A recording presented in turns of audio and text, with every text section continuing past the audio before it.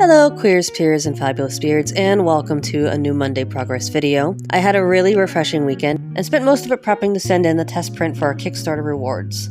I managed to get all of the pages set up, being super mindful of trim marks, and I fixed a handful of issues with text bubbles and their proximity to the spine. It was incredibly satisfying to wrap up a week of edits and slowly but surely finish everything. There are still grammar edits to do. I'm going to wait for the physical book to arrive and then for my editor and I to tackle that over the weekend. Outside of hitting that big milestone, I got to revisit the Java Game House and Cafe in Jacksonville, Florida, and oh my gosh, it has changed so much. The way they have more seating now, private gaming rooms you can actually reserve, tons more product, fantastic food, and the cafe staff are absolutely wonderful.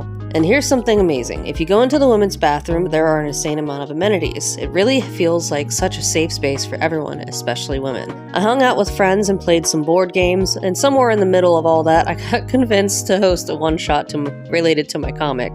I may have totally brain-rotted and just written down about 10 pages worth of notes, but honestly, I'll take that over my usual last-second stress when October rolls around. I'm excited to flesh it out in even more detail, but I'm going to try and take my time with it instead of feeding into my usual obsessions. And that's pretty much my weekend. I did manage to get a little bit of inking done on this page, which mostly features Pavo, once again hiding his injuries and trying to carry the world on his shoulders. Not only did he steal from Gianni to keep the pain at bay, but he also is lying to his friend on top of all of this. And why is that? Well, that's because he's worried about the ramifications and consequences of his choice to rescue Max from a crate. On top of this, he's at a stage in the story where he feels he has to push people away in order to protect them from potential harm that others might inflict on them, primarily because of his mark. He's considered an exile, and the reason for the sentence would draw a great deal of hatred. He will eventually learn to rely on people, especially his loved ones, but in this moment, he's absolutely afraid to do so. I'm really looking forward to getting through these upcoming scenes. We've got some minor gossip moments, some one-sided romantic tension, and some things along those lines coming up.